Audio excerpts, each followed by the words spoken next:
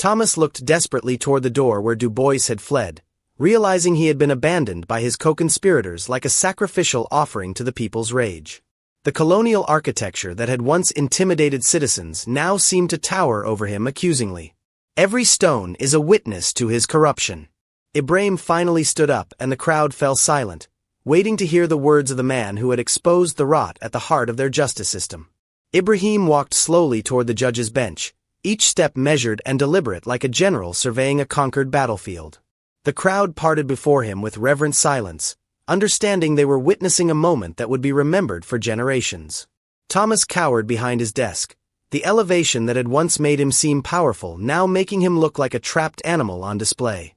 "Your Honor," Ibrahim said, his voice dripping with irony that wasn't lost on anyone present. "I believe it's time for you to step down from that bench."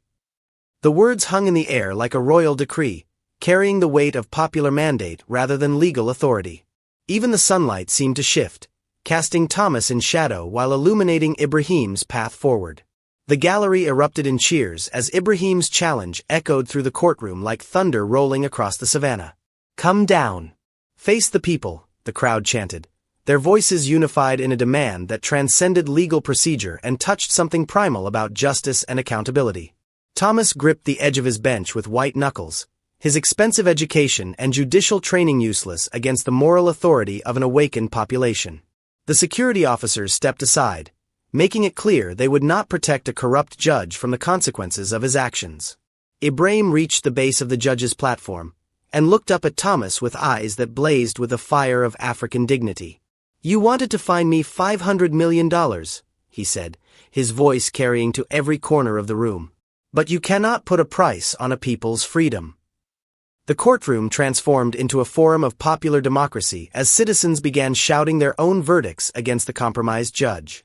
Guilty of theft, guilty of corruption, guilty of betraying justice.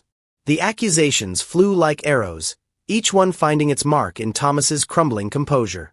His black robes, once symbols of authority, now seemed like the costume of a failed actor whose performance had been exposed.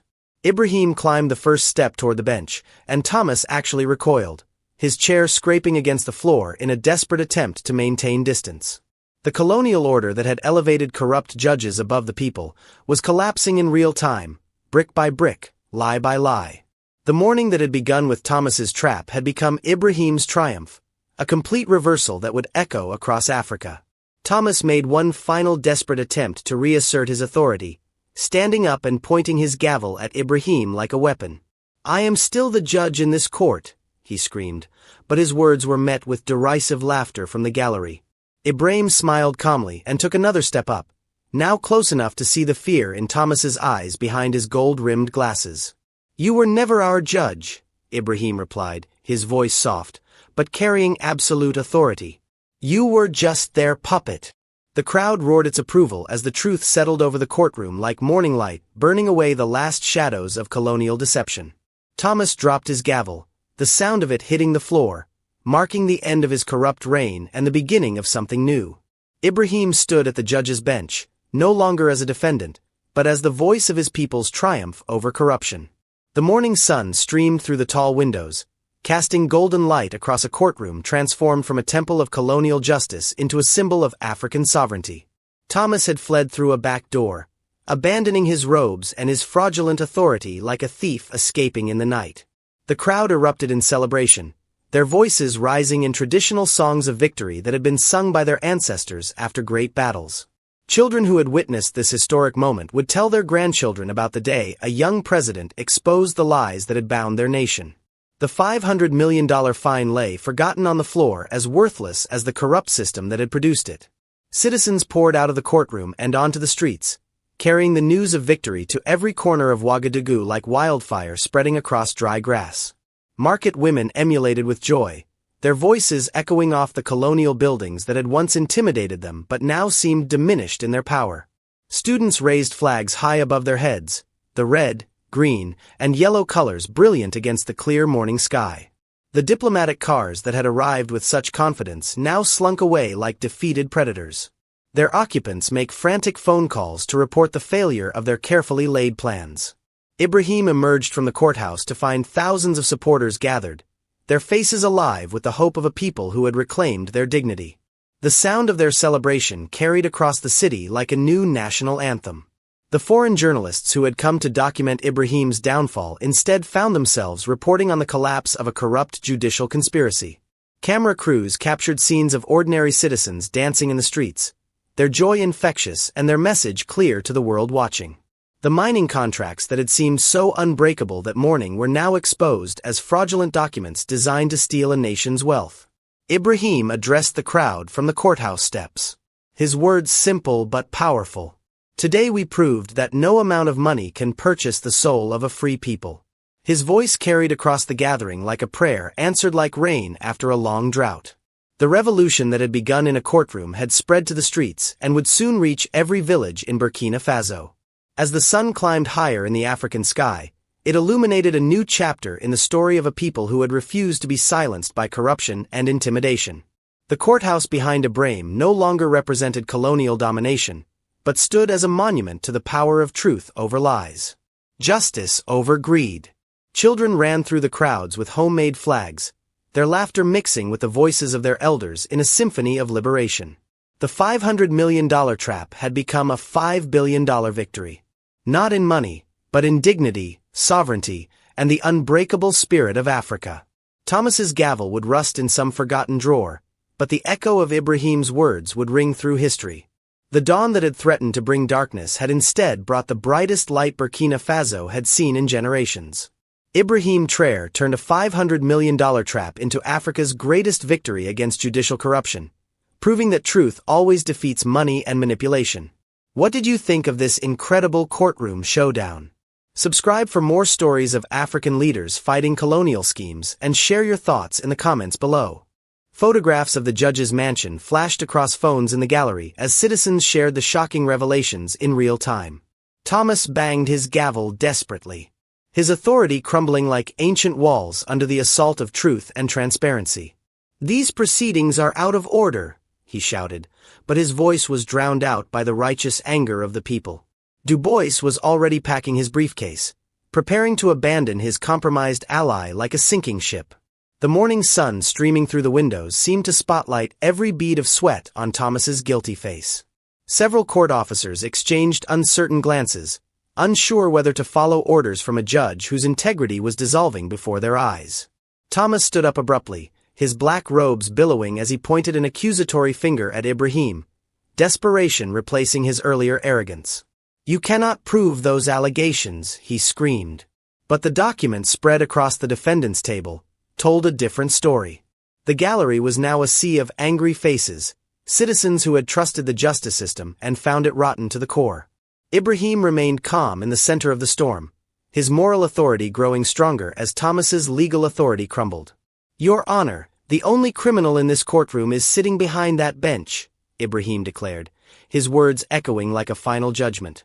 The first person to stand was an elderly woman in traditional dress, her weathered hands raised high as she shouted more, "Liar! Thief!" Her voice cracked with decades of suppressed anger against corrupt officials who had stolen her children's future. Within seconds, the entire gallery was on its feet. A wave of righteous fury washing over the colonial courtroom like a flood breaking through ancient barriers. Young students, market vendors, teachers, and farmers, all united in their outrage at the corruption they had just witnessed exposed. Thomas banged his gavel frantically, but the sound was lost in the roar of people who had finally seen the truth.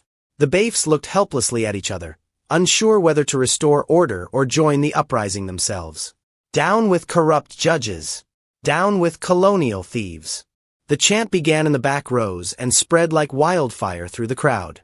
Phones were held high, live streaming the moment to the world as Burkina Faso's people reclaimed their dignity in real time.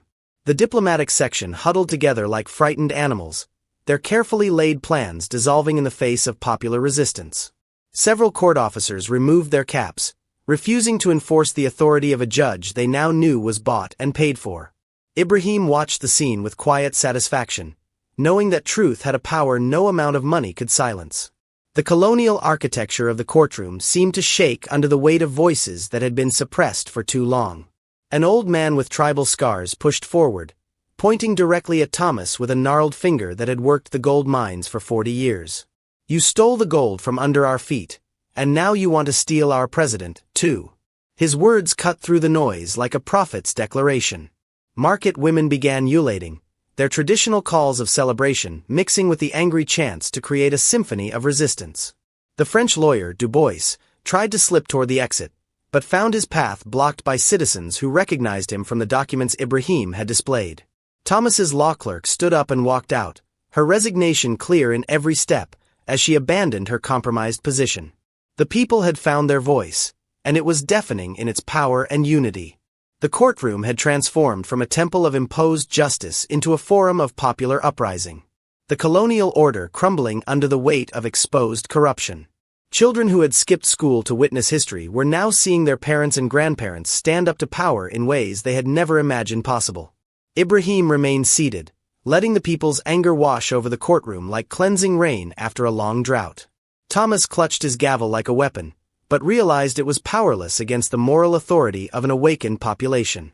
The morning that had begun with his trap to destroy African independence was now becoming a celebration of African dignity.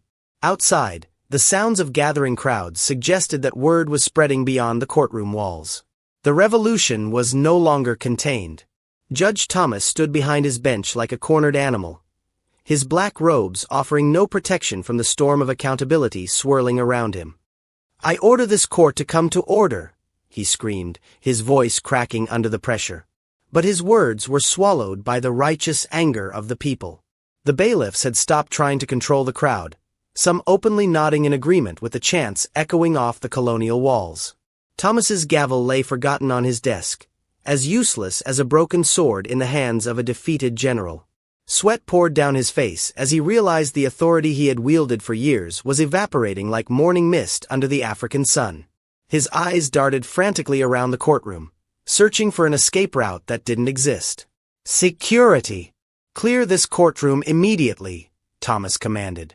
But even his own court officers had turned their backs on him. The head of security, a burly Burkinabe man named Usman, crossed his arms and stared at the judge with open contempt. "We serve justice, not thieves," Usman declared. His words carried the weight of every honest officer who had watched corruption flourish in their courts. The diplomatic section was in full retreat, pushing toward the exits as angry citizens blocked their path with questions and accusations. Thomas's law books, symbols of his learned authority, seemed to mock him from their shelves, as the people's court took precedence over his purchased justice. Even the court reporter had stopped transcribing, her loyalty shifting from the corrupt bench to the righteous gallery. The morning light streaming through the tall windows now illuminated a complete reversal of power, with Thomas isolated on his elevated bench like a prisoner in his own dock. "This is contempt of court," he shouted desperately. But the people responded with laughter, bitter, knowing laughter that spoke of years of injustice finally being exposed. Ibrahim remained seated calmly, watching the colonial order collapse around him like walls built on sand finally meeting the tide. The chants grew louder, more unified, as market women's relations mixed with students' revolutionary songs. Thomas grabbed his papers frantically, trying to restore some semblance of control, but they scattered like leaves in the wind of change. His throne of judgment had become a platform of shame, elevated only to make his fall more visible to all. The courtroom had become a theater of popular justice, with Thomas now playing the role of the accused rather than the judge. Citizens pressed forward, their faces alive with the fire of people who had finally seen behind the mask of false authority. "Confess your crimes!" someone shouted from the back, and the demand was taken up by dozens of voices until it became a thunderous chorus. The silence was deafening. Even the court stenographer stopped typing, her fingers frozen above the keys. Judge Thomas, expecting panic or pleading, instead found himself staring into the calm, steady gaze of a man who had faced down much worse than corrupt judges. The diplomatic section shifted uncomfortably, suddenly aware that their carefully orchestrated show trial might not go as planned. Ibrahim's voice, when he finally spoke, was quiet, but carried the power of rolling thunder across the savannah. "Your Honor, may I address this court?" Thomas hesitated, his script suddenly feeling inadequate in his sweaty palms. Protocol demanded he allow the defendant to speak, but something in Ibrahim's tone warned him that this was not going to be the desperate plea he had anticipated. "You may proceed," Thomas said reluctantly, his voice betraying a hint of uncertainty. For the first time, Ibrahim stepped forward, not toward the judge's bench, but toward the gallery filled with his people. His boots clicked against the marble floor, each step echoing like a heartbeat in the hushed courtroom.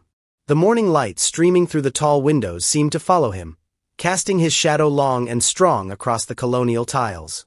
$500 million, Ibrahim repeated, his voice now reaching every corner of the room. He turned slowly, his gaze sweeping across the faces of diplomats, journalists, and citizens alike. For what crime exactly? For daring to put the people of Burkina Faso before the profits of foreign corporations. A murmur rippled through the gallery, supporters beginning to sit up straighter in their seats. Thomas banged his gavel nervously, but Ibrahim continued speaking, his voice growing stronger with each word, for choosing sovereignty over slavery disguised as partnership. The temperature in the room seemed to shift as if the very air was responding to Ibrahim's presence. Judge Thomas found himself leaning forward despite his attempt to maintain judicial distance, drawn into the gravitational pull of the young president's conviction. The French lawyer, Du Bois, frantically scribbled notes, his confident smirk beginning to fade as he sensed the mood changing around him. Ibrahim placed both hands on the defendant's table and looked directly at Thomas, his eyes blazing with quiet fire. Your Honor, before you destroy a nation with your judgment, perhaps this court should hear about the real criminals in this room. The silence that followed was so complete that the sound of a pen dropping would have echoed like thunder. Ibrahim reached into his jacket pocket and pulled out a manila folder thick with documents that made Du Bois visibly pale. Your Honor, I present to this court evidence of systematic looting that has drained Africa's wealth for decades. His voice carried across the courtroom like a battle cry, each word precisely chosen and devastatingly delivered. The diplomatic section erupted in urgent whispers, hands reaching for phones that were quickly silenced by bailiffs. Thomas gripped his gavel tighter, realizing his carefully controlled courtroom was slipping from his grasp like sand through desperate fingers. Ibrahim opened the folder with theatrical precision, his movements commanding the attention of every person present. These documents detail mining contracts signed in secret, environmental destruction covered up, and profits stolen from the people of Burkina Faso. These are classified materials. Du Bois jumped to his feet, his expensive suit now damp with nervous sweat, but Ibrahim continued without acknowledging the interruption, his voice rising with righteous fury that echoed off the colonial walls. Classified to hide the truth from those who own the gold beneath their feet, he declared, holding up a photograph of devastated mining sites. The gallery began to stir, supporters leaning forward to catch every revelation, their anger building like a gathering storm. Thomas banged his gavel frantically, but his authority was evaporating with each passing moment. Mr. Dubu represents corporations that have extracted over $2 billion from our soil while leaving our children to drink poisoned water. The courtroom exploded in gasps and angry shouts as Ibrahim displayed more evidence, bank statements, secret communications, environmental reports that had been buried for years. Order! Order! Thomas shouted, his voice cracking under the pressure. But the people had heard enough to ignite their fury. Local journalists frantically scribbled notes, realizing they were witnessing the exposure of a conspiracy that reached from the mines of Burkina Faso to the boardrooms of Paris. Diplomats huddled together like conspirators whose plot had been exposed to the light of day. Ibrahim stood tall amidst the chaos, his presence commanding despite the storm swirling around him. These are the real crimes that should be judged in this court. Theft disguised as investment. Exploitation wrapped in legal documents. The evidence spread across the defendant's table like proof of a massive crime scene. Each document is another nail in the coffin of colonial exploitation. Thomas realized his $500 million judgment was now looking like extortion rather than justice, his face flushing red with embarrassment and rage.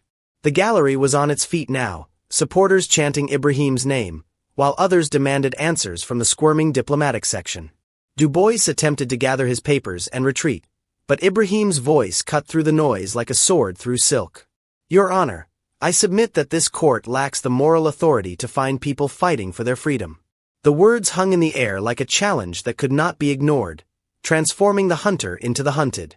Ibrahim pulled out another document, this one bearing an official seal that made Judge Thomas's face drain of all color.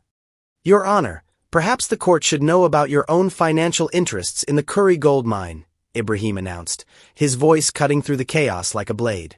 The courtroom fell silent again, all eyes turning to Thomas, who suddenly looked like a man watching his world collapse in real time.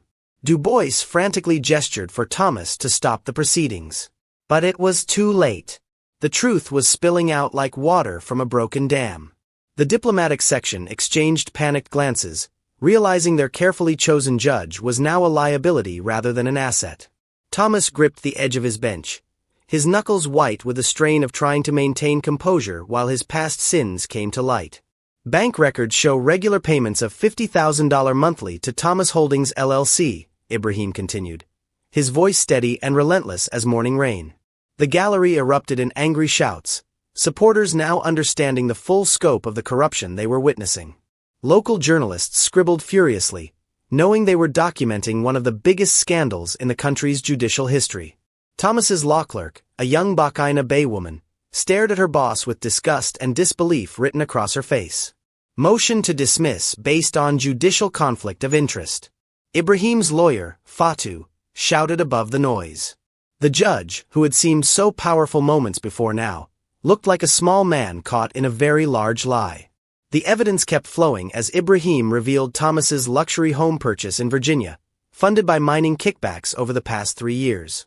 The mahogany panel chambers of Judge Thomas tire of expensive cigars and corruption. Outside Ouagadougou's morning heat was already climbing. But inside this airborne conditioned fortress, 3 men plotted in whispers. Thomas adjusted his gold-rimmed glasses, his pale fingers drumming against files marked confidential. The French corporate lawyer Du Bois slid a thick envelope across the polished desk. The mining contracts must be protected at all costs, he hissed. Thomas nodded, his eyes cold as winter steel. Traoré thinks he can just waltz in here and challenge decades of established law. Thomas sneered, his American accent cutting through the tension. The third man, a local politician named Sankara, shifted nervously in his leather chair. Judge, the people love him. If we push too hard. Thomas slammed his gavel down, making both men jump. The people don't understand international law, Sankara. They don't understand the consequences. His voice dropped to a whisper. But they will. The courtroom beyond these chambers was already filling with reporters, diplomats, and curious citizens. Thomas could hear the murmur of voices, the scraping of chairs, the nervous energy of a crowd sensing history in the making. He straightened his black robes, checking his reflection in the window that overlooked the bustling streets below. Market vendors were setting up their colorful displays. Children were running to school. Life was continuing as normal. But Thomas knew that in 2 hours everything would change. Du Bois stood up, briefcase in hand, his expensive suit wrinkled from the humidity despite the air conditioning. The fine is calculated to bankrupt any resistance movement, he said with satisfaction. Thomas smiled. A predator's grin that never reached his eyes. $500 million.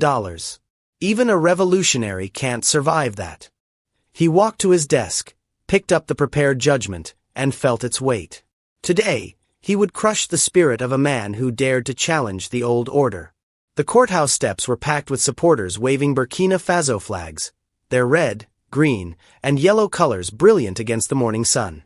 Ibrahim Traoré stepped out of his simple government vehicle, refusing the bulletproof car his security team had suggested. His military fatigues were pressed but modest, a stark contrast to the expensive suits of the international lawyers gathering inside. Children from nearby schools had skipped classes to catch a glimpse of their president, their young voices chanting his name. Ibrahim paused, placing his hand over his heart as he looked up at the imposing colonial-era building. Today we face the ghosts of our past, he murmured to his aide. Inside the marble hallway, whispers followed Ibrahim like shadows as he walked toward the courtroom. European diplomats huddled in corners, their faces tense with anticipation of what they hoped would be his downfall. Local journalists pushed forward with their cameras, capturing every step of this historic moment. Ibrahim's security detail moved like a protective wall around him, but his eyes remained calm and focused. He stopped before the heavy wooden doors of the courtroom, feeling the weight of his ancestors' struggles on his shoulders. Whatever happens in there, he told his legal team, we speak only the truth. The courtroom fell silent as Ibrahim entered, his presence commanding despite his youth. Judge Thomas sat high on his bench like a colonial administrator from decades past, his robes billowing as he shuffled through papers. The gallery was a sea of faces, some hopeful, others fearful, all waiting to witness history unfold. Ibrahim took his seat at the defendant's table, declining to stand when the bailiff announced his entrance. His lawyer, a brilliant Burkina Bay woman named Fatou, leaned over to brief him on last-minute developments, but Ibrahim's attention was fixed on Thomas, reading the man's intentions in his cold, calculating stare. Thomas banged his gavel 3 times, the sharp sound echoing off the high ceiling like gunshots. "This court is now in session," he announced, his voice carrying the authority of centuries of imposed justice.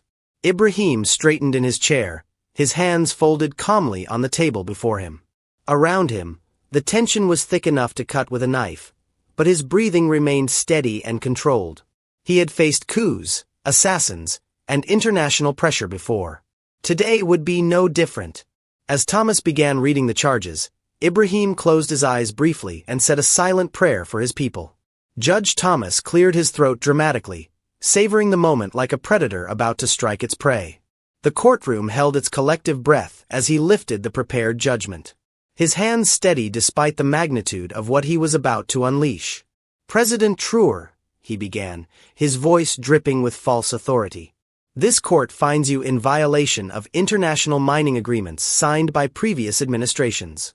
The gallery stirred uneasily, sensing the trap that had been carefully laid over months of secret negotiations. Thomas paused, letting the tension build like storm clouds gathering over the savannah, his eyes locked with Ibrahim's, expecting to see fear, but finding only calm determination. "The penalties for breach of these legally binding contracts are severe and non-negotiable," Thomas continued, his American accent grating against the ears of the Burkina Bay citizens present. Several diplomats in the front rows leaned forward, their notebooks ready to record this moment of anticipated victory. The French corporate lawyer Dubois smiled thinly from his seat, already calculating the profits that would flow back to Paris. Thomas lifted the judgment higher like a weapon about to deliver a fatal blow. "This court hereby orders the immediate payment of punitive damages in the amount of," he paused again, milking the drama, $500 million United States dollars. Gasps echoed through the courtroom like thunder rolling across the African plains. Several supporters in the gallery stood up in shock, their faces reflecting disbelief and outrage. Ibrahim's legal team exchanged quick glances, their prepared arguments suddenly seeming insignificant against this financial nuclear bomb. Camera flashes erupted like lightning, capturing the moment that was supposed to mark the end of Burkina Faso's sovereignty. Thomas banged his gavel repeatedly, trying to restore order to the chaos he had unleashed. But in the midst of all this turmoil, Ibrahim Traoré sat perfectly still, his expression unchanged. The weight of $500 million hung in the air like smoke from a burning village. Thomas leaned back in his chair, satisfaction spreading across his face as he watched the shock ripple through the crowd. "Furthermore," he added, his voice cutting through the noise, "failure to pay within 30 days will result in asset seizure and international sanctions." The trap was complete. The noose tightened around the neck of African independence. But as the judge surveyed his courtroom kingdom, he failed to notice the fire beginning to kindle in Ibrahim's eyes. The young president slowly stood up, and something in his posture made the entire room fall silent once again. Ibrahim rose from his chair like a lion awakening from rest. His movement was so deliberate that every eye in the courtroom followed him.